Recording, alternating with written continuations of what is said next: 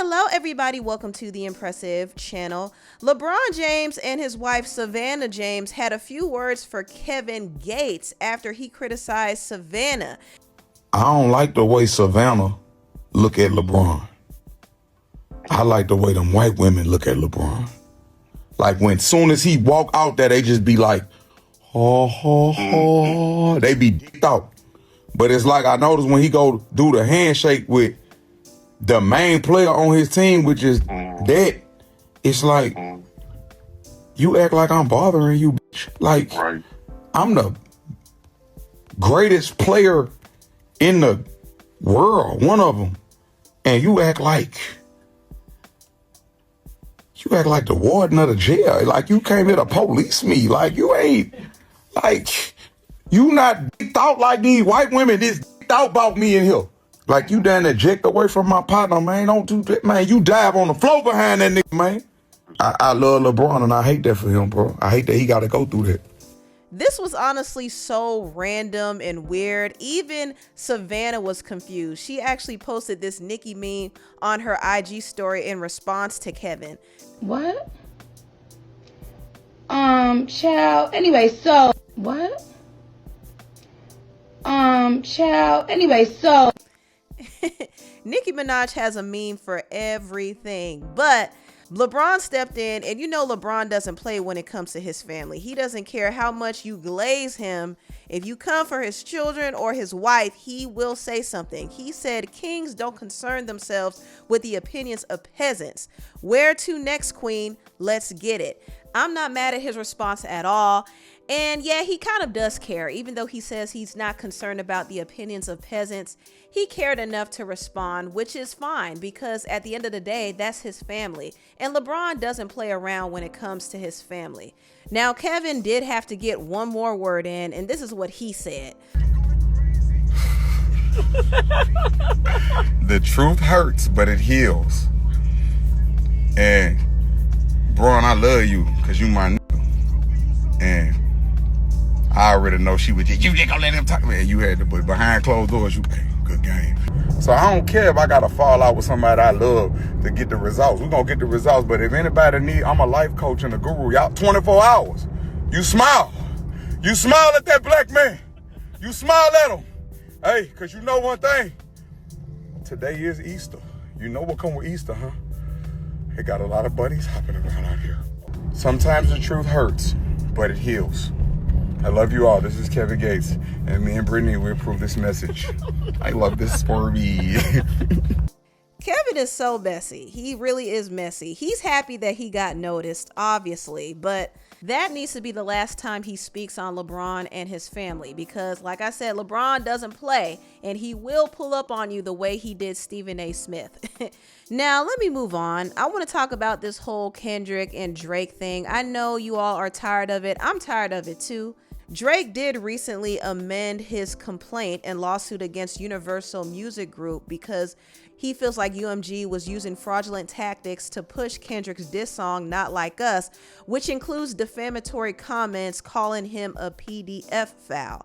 Drake is expanding this defamation suit. He's also including the fact that he was defamed at the Grammys and at Kendrick Lamar's Super Bowl halftime show. So things are heating up and getting tense, and it is important to note that Drake is not coming for Kendrick. He's not suing Kendrick. He's suing Universal Music Group because his real issue is with the CEO, Lucian Grange. Yes, he is salty that he lost that battle with Kendrick, but he's more salty at the fact that Lucian pretty much screwed him over. I mean, he was supposed to do another major deal with Lucian and Universal that allegedly was supposed to be around $600 million.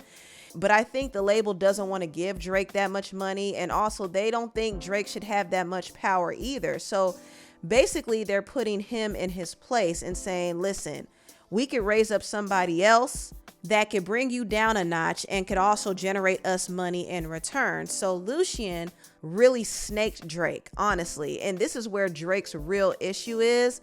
I mean, the fact that Lucian was in the crowd giving high fives and celebrating Kendrick's Not Like Us win at the Grammys says enough in itself. Like, it seemed like there's a concerted effort to bring Drake down. And don't get me wrong, Drake did get himself involved in this rap beef with Kendrick. Kendrick came at him in the song Like That, and Drake was like, well, I'm not going to be like J. Cole. I'm not backing down. I'm going to buck up.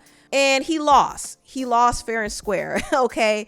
Kendrick obliterated him. However, this doesn't change the fact that Lucien Grange was playing the puppet master behind the scenes and funding this takedown. He was the one putting fuel in Kendrick's back pocket. And I really didn't like UMG's response to Drake's amended complaint. They basically threatened him and said, listen, your win will become a loss if this frivolous and reckless lawsuit is not dropped in its entirety, because Drake will personally be subject to discovery as well. As the old saying goes, be careful what you wish for. That sounded like a threat to me. It sounded like a threat. It sounds like they're mad that Drake even has the gall to come against the establishment. And what typically happens when artists come against the system, they get ruined. I mean, look at what happened to Michael Jackson when he came against Sony. Look at what recently happened to Angie Stone when she called out Universal for stealing her money. Universal has enough pull and power to spread any type of narrative about Drake and make him look crazy and also ruin him. So I do hope Drake is prepared for the long battle ahead, because they're not going to play fair. They might come out with allegations about him. They might threaten his life. It's just not going to be sweet at all. So I do hope Drake is prepared, but I am rooting for him. I actually am rooting for him. Now, Kendrick is still poking fun at the whole situation with Drake. He did recently kick off his stadium tour with SZA, the Grand National Tour, and I must say it was pretty packed in there. And this kind of kills the whole argument that Kendrick was using bots, even though I do feel like his label was driving up the streams on Not Like Us. Kendrick still has enough pull to draw in a huge crowd, and him bringing SZA along with him was a good idea too, because SZA also brings in a big crowd. So they actually shut down the whole narrative that they couldn't sell out. So congrats to them. And I heard the concert was really good as well, but there was a clip that went viral, and it was this video of this fake deposition skit where he was mocking Drake, and he showed this video right before performing Not Like Us, and some people were kind of turned off by it. Now, I did look at the comments in the shade room, and they were like, okay, he's dragging it now. Drake must be the only way for him to stay relevant. Drake makes every rapper relevant. Argue with your mama. This end need Drake to survive. This how we know Drake won. You keep bringing him up. Using it on tour. Kenny wanted to be big, bro, so bad. Drake been on a world tour since the beef started and still ain't brought Kendrick up. Biggest tour of his career, thanks to Drake. Biggest moment of his career, thanks to Drake. You're welcome, and the Owl's still #1. At this point, Drake need to send him an invoice. Like, bruh, he living off Drake momentum at this point. I don't care. It's not the season for this song. I'm over it. Right now, I'm loving Drake's new song, Nokia. So as you can see, a lot of people are over this whole feud, and I do agree. I think Kendrick is milking the situation a bit. And some will argue, well, wasn't Drake milking it when he performed back-to-back multiple times?